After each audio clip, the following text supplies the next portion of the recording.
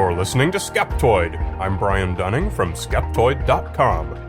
Hollywood Myths. Today we're going to point the skeptical eye at legends of the cinema. We're not talking about ridiculous movie science, such as the idea that any computer in the world can control the air conditioning in any office suite anywhere in the world, using dramatic full-motion animation of flying through electrical panels and HVAC ducts. No, we're talking about the folklore of classic Hollywood, the enduring fables that gild the stars with mystique. So let us now dim the lights, raise the curtain, and strike a dramatic note on the Wurlitzer, and fade in on Ben-Hur myths. There are at least two lingering legends about Ben-Hur, the 1959 epic starring Charlton Heston.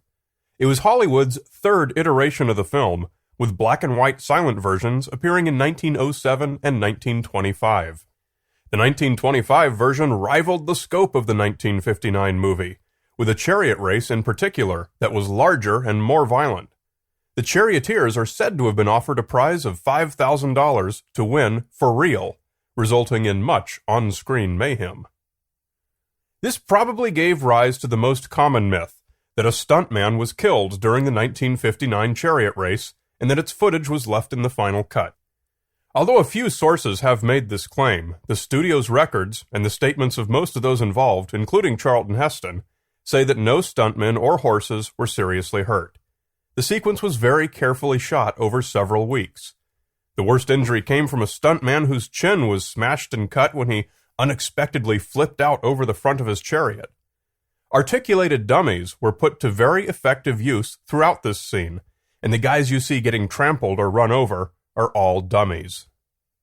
The source of the myth is probably the 1925 film. Records were poorly kept, and incidents often went unreported in those days, so we don't know for sure, but most film historians agree that at least one stuntman was killed, and at least a few horses were injured badly enough that they had to be put down.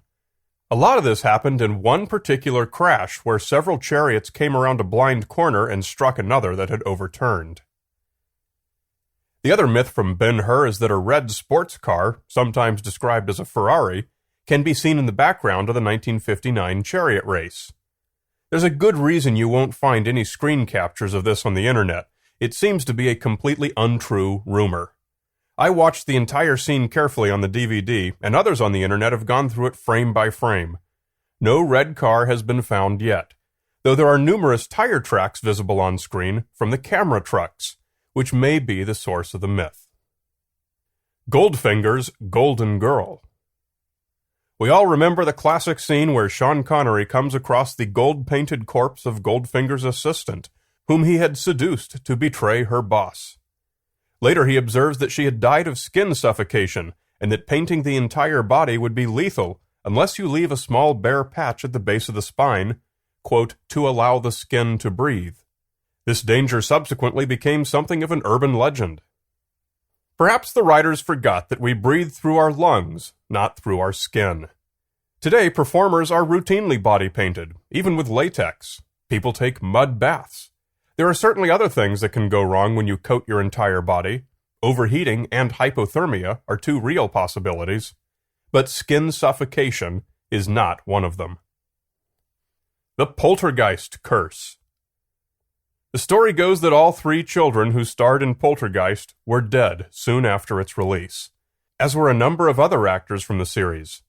It's partially true, but a few hits and many misses does not really make a good legend. Dominique Dunne, who played the older daughter, was murdered at age 22 only 5 months after the movie was released. Heather O'Rourke, the little girl, died from a medical condition at age 12, but only after completing both sequels. In a blow to the curse, Oliver Robbins, who played the son, is still alive and well, and is writing and directing. Other actors from the original Poltergeist and the sequels have since passed away as well, but have expected age-related conditions. It's a little like saying there's a Gettysburg Address curse, since everyone who attended is now dead. The Wizard of Oz hanging. There's a famous legend that an actor playing one of the Munchkins in The Wizard of Oz was distraught over a lost love and decided to hang himself in the background of a live scene shot in the movie. Some versions of the story have it as a stagehand who may have fallen accidentally. Somehow, nobody noticed it at the time, and the shot was left in the final cut. Right after Dorothy and the Scarecrow pick up the Tin Woodsman, they link arms and go happily singing down the yellow brick road. In the center of the screen, between two trees against the blue backdrop, something can be seen falling to the ground. A few seconds later, there's another large movement in the same spot. It's too far away and indistinct to make a clear judgment, but with a little imagination, I suppose it could be taken as someone being hanged. Fortunately, there are no records of any hanged corpses being discovered when the set was struck. What did happen, though, was that various large birds were borrowed from the Los Angeles Zoo to roam freely around and make the sets look more wild. Although the movement is indistinct, it takes very little imagination to see one of those birds jumping down from the tree, then spreading its wings, or doing some other bird thing. No record survives of bird poop being cleaned up in that spot, so this is just one of those mysteries that we'll never solve. You judge which you think is more likely: a suicide where no body was found and nobody was missing, or some large birds strutting about that are known to have been there. Brandon Lee's death. The mysterious death of Bruce Lee's son was sure to achieve a cult status all its own. The story goes that actor Brandon Lee was shot on the set of his final film, The Crow, in the middle of filming a scene, and that his death was left in the final cut of the movie. Many of the same conspiracy claims surrounding his father's death surfaced again. He was assassinated for revealing martial arts secrets, killed by organized crime, or some other such thing. Brandon Lee was indeed shot while filming. It was a tragic accident involving a gun firing blanks. A fragment of a dummy bullet from a previous scene was lodged in the gun and fired into Lee, fatally wounding him. Some mystery remains surrounding the film of the incident, with some saying it was destroyed and others saying it was confiscated by police. It was not used in the movie.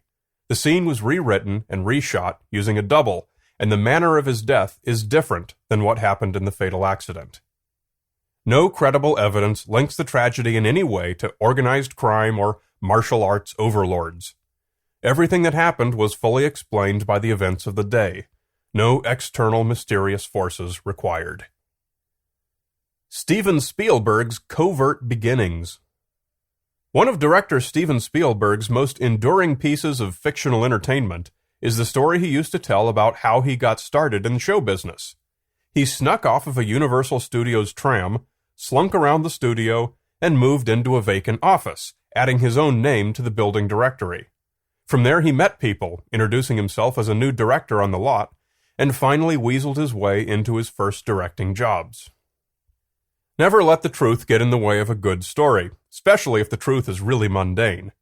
Spielberg was once shown around the lot by a friend of his father's, and returned the next summer for an unpaid internship working on purchase orders. He did make the most of this opportunity, though, finally landing a job directing a TV episode after several summers running errands and stacking paper. The rest is movie history. But among those who worked there with him at the time, none remembers any but legitimate work-related reasons for him to be wherever he was.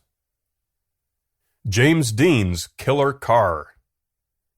James Dean, one of Hollywood's prototypical outcast bad boys, enjoyed his motor racing at least as much as he enjoyed acting. To this end, he bought a 1955 Porsche 550 Spyder, in which he was infamously killed in a road accident on his way to a race. Legend says that anyone who owns the wrecked Spyder has had bad luck. They die or get injured by it or something like that. The car was pretty comprehensively destroyed in the crash, and its few useful and valuable mechanical components were parted out by the insurance company. When the wreck was initially purchased, a man's legs are said to have been broken when it was delivered on a trailer. It's not too surprising, since the car was a non-rolling lump and probably had to be awkwardly lifted onto dollies to roll it down the ramp. 2 amateur racers installed the car's engine and transaxle in their own cars. One was later killed, and the other was injured in separate racing accidents, in cars using the Spyder's components. However, none of the James Dean parts caused the accident. A whole great long string of horrible injuries are said to have been associated with the car's body, which went on tour with the California Highway Patrol as an exhibit in the late 1950s. But there is no reliable documentation that any of these injuries actually happened. Bits of the car disappeared, and some are currently displayed in various museums, and it's said that the remaining body was mysteriously lost during transport. However, no police report was ever filed regarding a theft, so the safe money says that there's probably no appreciably sized remnants of the car unaccounted for. The families of the two amateur racers still have the parts they bought. Certainly, there's no good evidence that unusual accidents were associated with the car or its parts, and enough details of the legend are demonstrably fabricated to cast doubt on the whole idea. But if it were not for these romantic tales, Hollywood would not be Hollywood. Whenever you hear a story that seems too incredible to be true, don't be skeptical if it's from Hollywood. Instead, suspend your disbelief and enjoy the show.